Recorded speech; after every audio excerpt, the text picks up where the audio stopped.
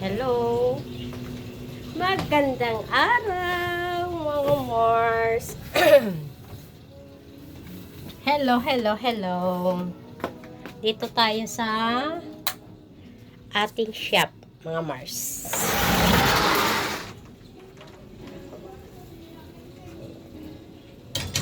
Maganda yung ating weather ngayon, oh. Tingnan nyo. Pero kanina, galing ako sa puntod ng asawa ko. Naabutan ako ng ulan doon, mga Mars. So, dito tayo. Meron akong repair. May repair tayo, mga Mars. Ayan. Pasensya na kayo sa aking camera. Kasi, hindi ko malaman kung saan ko ilalagay yung ating camera. Ayan. Meron ako palang repair. Ito, oh. Ayan.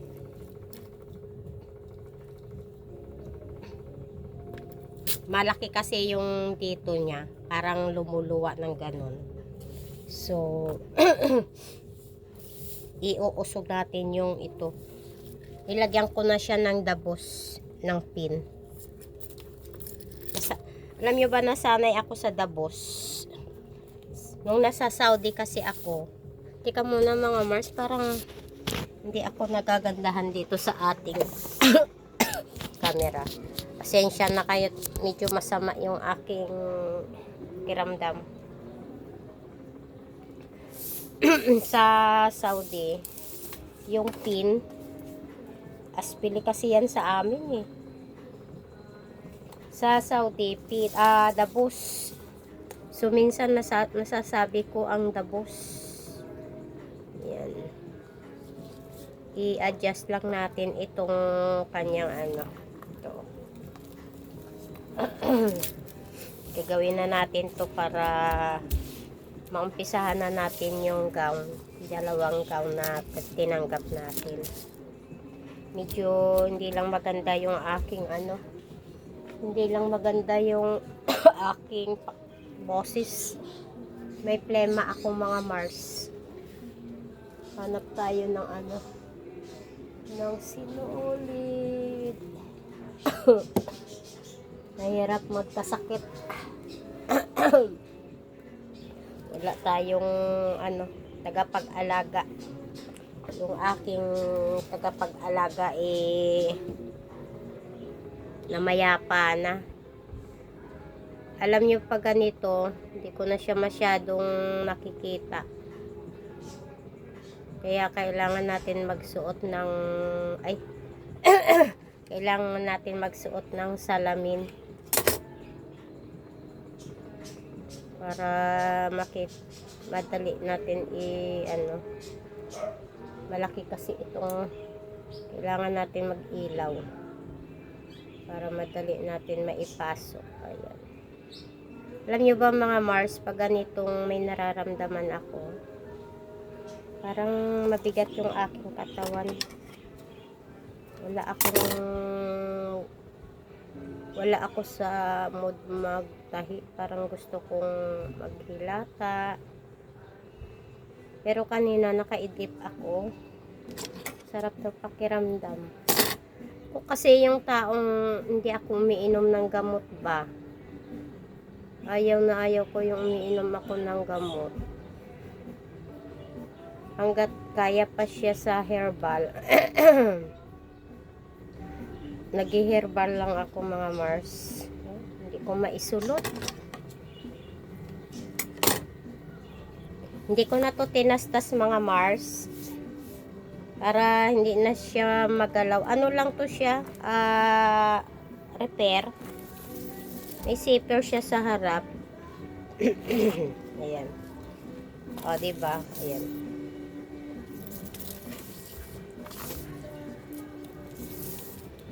Ano ko lang siya. Parang liliitan ko lang siya dito sa ano. Sa may kilikili niya. So, hindi na natin kailangan itastasin. Kasi, pag tinastas natin ito, malaking trabaho. Baka iba, aray ko. mag-iba ang kanyang forma. So, kinakamay, pag ganito mga Mars, kinakamay ko lang to. Yan.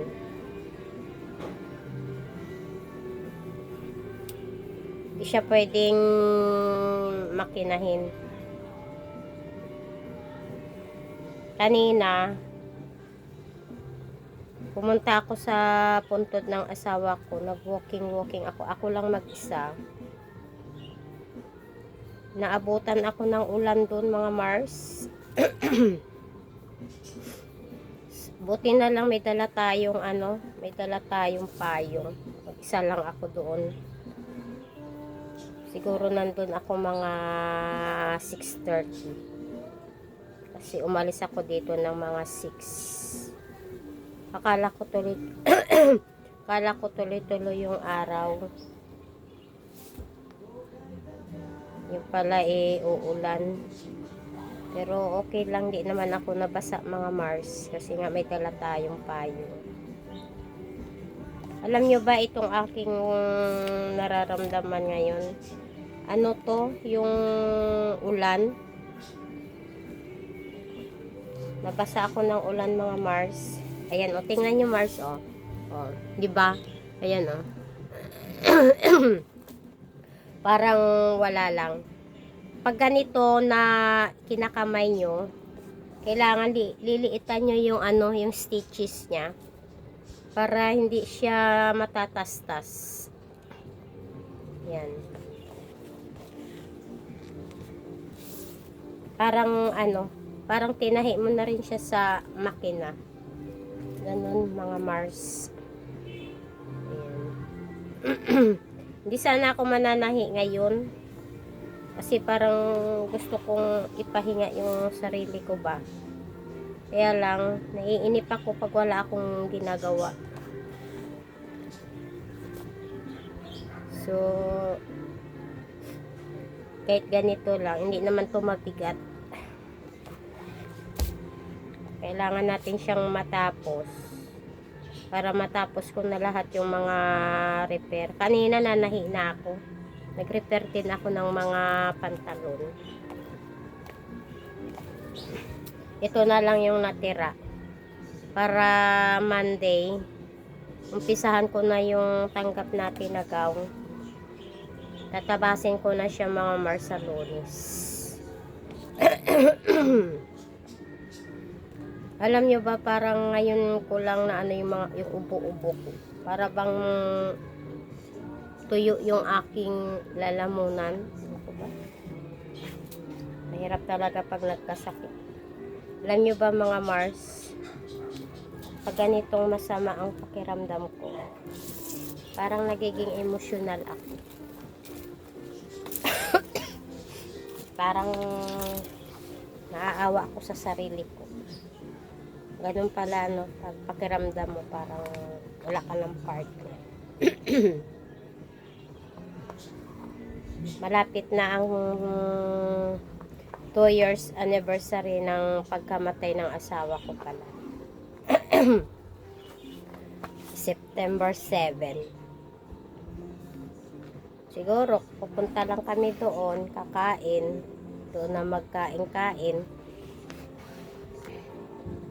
Kanina pumunta ako doon kasi gusto ko sanang bigyan yung yung bata doon na nag-aalaga doon sa puntod niya. Kaso hindi ko siya naabutan or umalis kasi agad ako dahil nga umulan.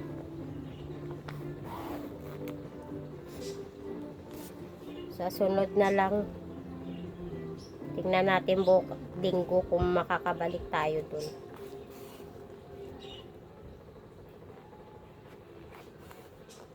Kilala na ako ng security doon. Tuwing pumupunta ako doon sa umaga. Tingnan nyo mga Mars, ganyan diba? Ginanyan ko lang siya. Yan. Pag ganitong tinatahi nyo siya sa kamay, anohan nyo siya, yung tahiin nyo siya ng masinsin para hindi siya matastas. Ganun lang ang ginagawa ko.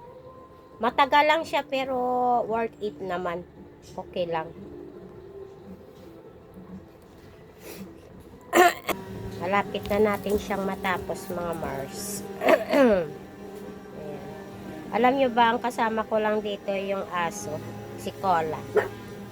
Yan yung lagi kong kasama.